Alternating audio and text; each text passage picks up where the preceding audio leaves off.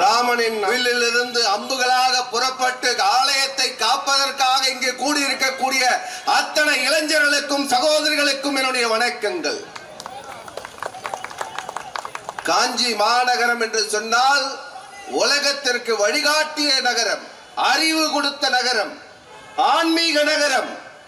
அப்படிப்பட்ட ஆன்மீக நகரத்திலே முக்கியமாக இருக்கக்கூடிய இந்த ஆலயத்தில் சில ஆண்டுகளுக்கு முன்னாடி தமிழ்நாடு முழுவதும் நாடு முழுவதும் இருக்கக்கூடிய பக்தர்களை எல்லாம் ஒருங்கிணைத்து லட்சக்கணக்கான இந்துக்களை அத்திவரதர் 40 ஆண்டுகள் நீரில் இருந்து வெளியே வந்து தரிசனம் கொடுத்த அந்த மாநகரத்திலே இப்படி ஒரு போராட்டத்தை நாம் நடத்தக்கூடிய நிலையிலே இங்கு இருக்கின்றோம்.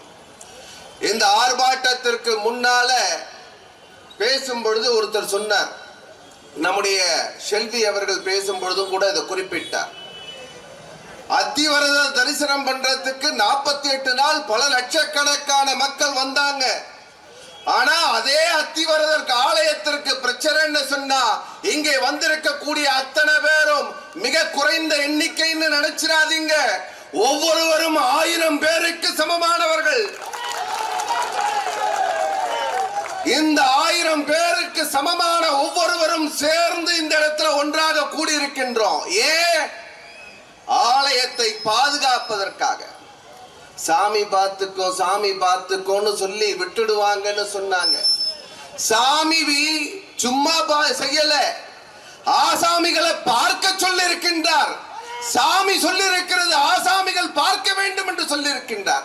ஆகையினாலதான் இன்னைக்கு ஆசாமிகள் எல்லாம் ஒன்று சேர்ந்து சாமியை பாதுகாக்க, சாமியினுடைய இல்லத்தை பாதுகாக்க, நம்முடைய முன்னோர்கள் கட்டிய கோவிலை பாதுகாக்க, தமிழர்களுடைய கலாச்சாரத்தை பாதுகாக்க, தமிழர்களுடைய அறிவியலுக்கு ஆதாரமாக இருக்கக்கூடிய ஆலயங்களை பாதுகாக்க நாம ஒன்னா கூடியிருக்கோம்.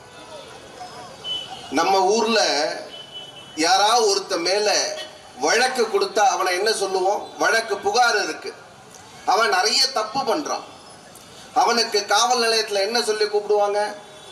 என்ன சொல்லி கூப்பிடுவாங்க? அக்யூஸ்டு, குற்றவாளி. நிறைய வழக்கு இருந்தா அவனை எதுல உள்ள போடுவாங்க? குண்டாஸ்ல உள்ள போடுவாங்க.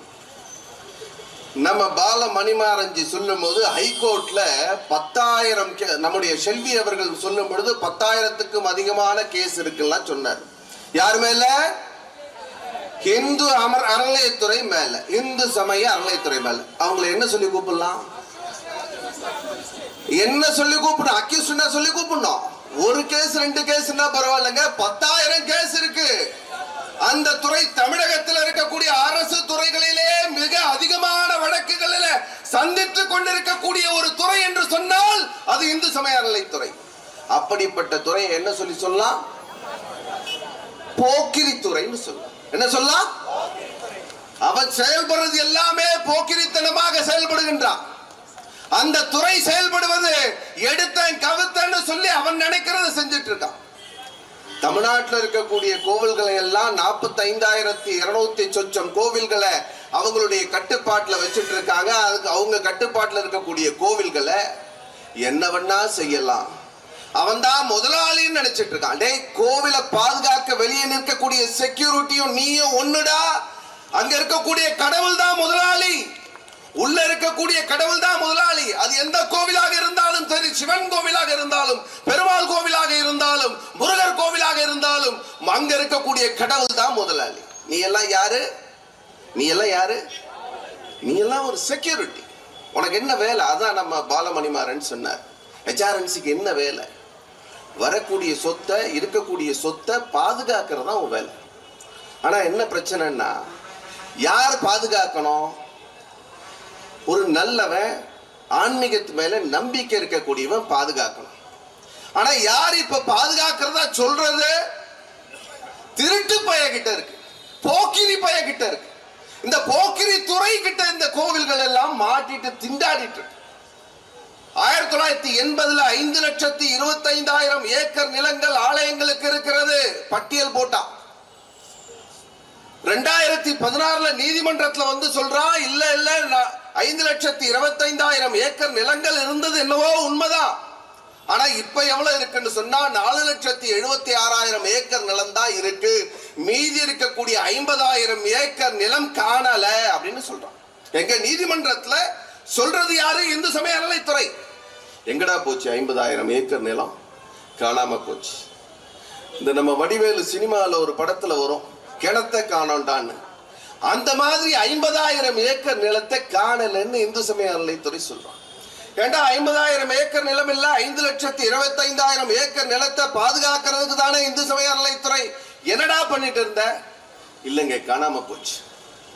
சரி, பரவாயில்ல, இருக்கிற இடத்தையாவது மீட்போம், இருக்கிற இடத்தையாவது பாதுகாக்கணும்.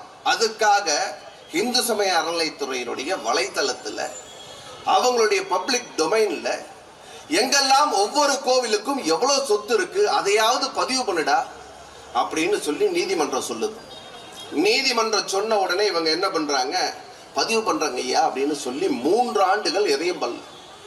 அதுக்கு பிறகு பதிவு பண்ணதுல 2.5 லட்சம் ஏக்கருக்கு நிலத்திற்கு மேல இன்னும் அவங்களால பதிவு பண்ண முடியல. எங்க இருக்குன்னு தெரியல. அதுல கூட HRNC-னுடைய வலைதளத்துல இல்ல, தமிழ் நிலம் என்று சொல்லக்கூடிய தமிழ்நாட்டில் இருக்கக்கூடிய வருவாய்த்துறையினுடைய வெப்சைட்ல அது இருக்கு. கோவிலுக்கு தனியா இடம் எல்லாம் குறிக்க வேண்டாங்க. ஏன் குறிக்க வேண்டாம், ஏன் நோட் பண்ண கூடாது அப்படின்னு சொன்னா, இடம்லாம் எங்க இருக்குன்னு தெரிஞ்சு அந்த வெப்சைட்ல பப்ளிக் மக்கள் பார்வையில இருந்தா அதை ஆக்கிரமிப்பு பண்ணிடுவாங்க, திருடிட்டு போயிடுவாங்க. திருடுறதுலாம் யாரு? யாரு திருடுறது? திருடனே சொல்றான் கோர்ட்ல, திருடிட்டு போயிடுவாங்க. யாரா வந்து திருடுவான்? உங்களை விட பெரிய திருட யாரா இருக்க முடியுமா? இவன் தான் பெரிய திருட. HRNC தான் பெரிய திருட. HRNC நிர்வாகம் பண்ணக்கூடியவர்கள் தான் பெரிய திருட. இப்ப நம்ம முன்னாடி சொல்லும் பொழுது சொன்னார், நம்ம அறநிலைத்துறையினுடைய அமைச்சர் பேர் என்ன? அல்லேலூயா பாபு, ஸ்னேக் பாபு. இதெல்லாம் அவர் தான் சொல்றார், நான் சொல்ல. ஸ்னேக் பாபு. அப்புறம் வேற அவ்வளவுதானா? இன்னும் பல பேர் இருக்கு. ஐயோ, நாய் சேகரன், அது ஏதோ சினிமால வர்றது இல்லம்மா, நாய் சேகரன். இப்படி எல்லாம் ஏதோ பேர்லாம் சொல்றாங்க. இன்னும் கூட சமூக வலைதளங்கள்ல இன்னும் நிறைய பல பேர்கள்லாம் அவரை சொல்லி பட்ட பெயரோடு அரும்போடு அழைக்கப்படுகின்றவர் நம்முடைய சேகர் பாபு அவர்கள். சேகர் பாபு இன்னைக்கு பேசுறார், பஞ்சாங்கத்தையே மாத்துவாங்களாம். டேய், நீங்க தான் மாத்திட்டே இருக்கீங்களாடா. எங்களுடைய தமிழ் புத்தாண்டு இல்ல, ஜனவரி 1 தை மாசம் 1 தான் தமிழ் புத்தாண்டுன்னு சொன்னீங்களே, அந்த மாதிரி மாத்திர வேலையில தானே செய்றீங்க. நீங்க வெறும் ஸ்டிக்கர் தாண்டா ஓட்டுறீங்க.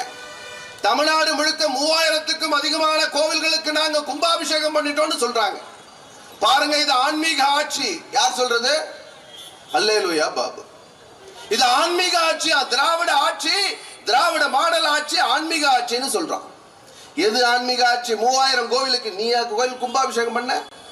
யார் பண்ணுது கும்பாபிஷேகம்? இவனா பண்ணா? இந்து சமய அறநிலைத்துறையா பண்ணுச்சு? ஒரு கோவிலுக்கு ₹1 செலவழிச்சுன்னு ஏதாவது கணக்கு காமிக்க சொல்லு. கணக்கு நல்லா காமிப்பான். ஏன்னா விஞ்ஞான ரீதியில ஊழல் பண்ணவர்களுக்கு நல்ல கணக்கு எழுத, திருட்டு கணக்கு எழுதுல பழக்கம், அதனால காமிப்பான்.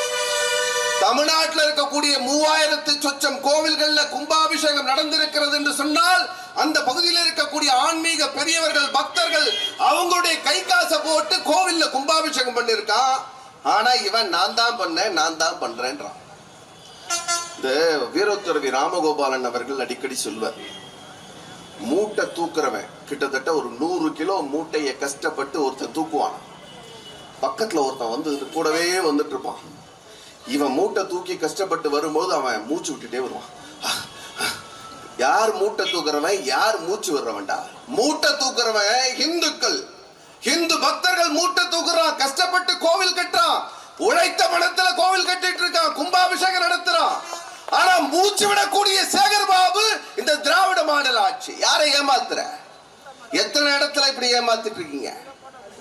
தமிழ்நாட்டில் நாங்கள் எங்களை போல ஆட்சியில யாரும் இல்லை, எங்களை போல யாரும் இந்து சமய அறநிலைத்துறைக்கு பண்ணல.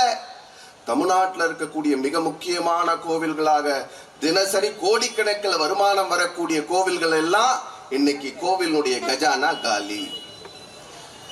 அது காஞ்சிபுரத்தில் இருக்கக்கூடிய கோவில்களாக இருக்கலாம். காஞ்சிபுரத்தில் இருக்கக்கூடிய கோவில் ஏகாம்பரேஸ்வரர் கோவில், அந்த கோவிலுக்கு சொந்தமான நிலம் சென்னையில பூந்தமல்லி ஐரோட்ல இருக்கு.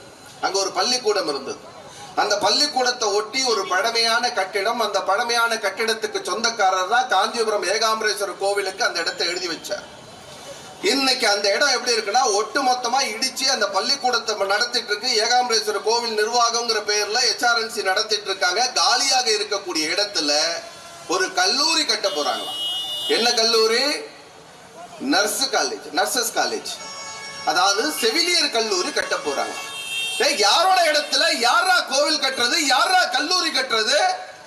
கோவில் நிலத்தை நம்முடைய பெரியோர்கள் முன்னோர்கள் கோவிலுக்கு கொடுத்ததுக்கான காரணம் இது ஆன்மீகம் வளர்க்க வேண்டும், இந்து மதம் வளர்க்க வேண்டும். தேவாரம், திருவாசகம், திருப்பாவை, திருவம்பாவை, பகவத்கீதை, ராமாயணம், மகாபாரதம் அத்தனையும் நம்முடைய குழந்தைகளுக்கு சொல்லித்தர வேண்டும்.